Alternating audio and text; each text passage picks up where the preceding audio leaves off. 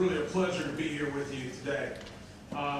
First of all, I'd like to commend Evangeline Mitchell for pulling this program together. It's a fantastic opportunity. I know you all recognize that, and it's very much needed, and so I'd like to commend her. Let's give her a round of applause.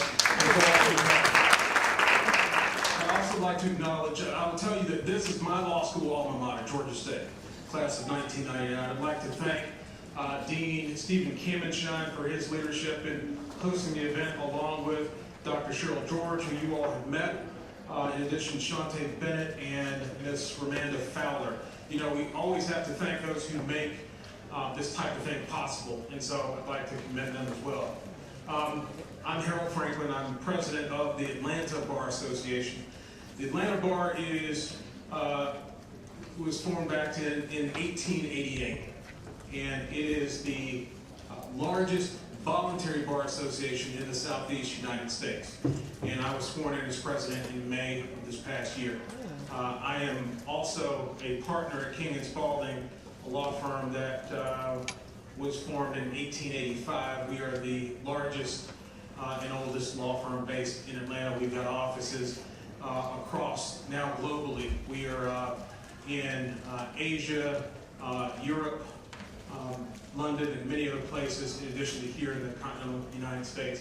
And we're a full-service law firm. So, you know, I want to talk to you all briefly about my path and, you know, why I wanted to become a lawyer. And again, you know, this really does give you an advantage, and I want to say that it's really important that you soak up all the knowledge and information that you can, because there are advantages when your parents are lawyers. You have an advantage over those whose parents are not lawyers in the legal profession in terms of entering the profession. And so this is very important that you seize this opportunity. Many of you know that the legal profession is not as diverse as it should be or could be. Minorities, African Americans in particular, we make up 13% of the population, but less than 6% of the lawyers. So we are underrepresented, and this is a way that hopefully will impact the pipeline. The legal profession is a noble profession. It allows you to do so much good. And lawyers, as you know, have played a tremendous role in shaping the society that we now live in fostering and ensuring civil liberties and civil rights. Along with Dr. King and others, Brown versus Board, and many of the Supreme Court decisions, it has been through the leadership of lawyers shaping the legal system that have made our society much more fair and much more just. I think I knew early on that I wanted to be a lawyer.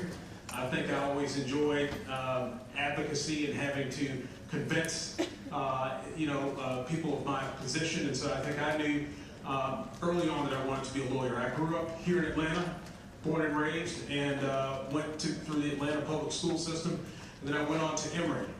And I was an economics major, Spanish minor, worked for 6 years between undergrad and law school, and then I went to law school. I think some might view it as that you're behind. So I'm 6 years older than many of my peers, so you're 6 years behind in some views. It takes a certain amount of time if you want to make partner to do that. I always saw my work experience as an advantage, though, because it gave me, I think, a level of maturity that served me well in law school.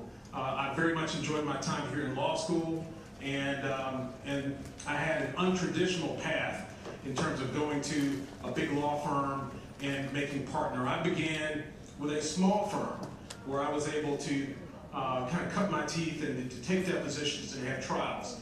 After a year, I left there and came over to King & Spalding. It was a great opportunity. I wanted to learn from the best and the brightest. And so I began there in 2000, and in the years after that, I've been very much involved in the bar, and then main partner at the firm. I'm a product liability lawyer.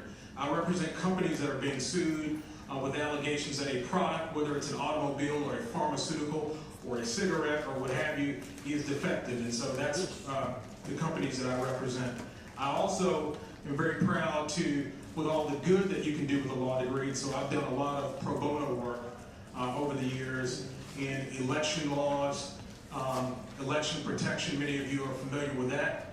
And so I've had a chance to do a lot of that in helping to prevent the disenfranchisement of minorities in the electoral process. So that's been good. So there's so much you can do.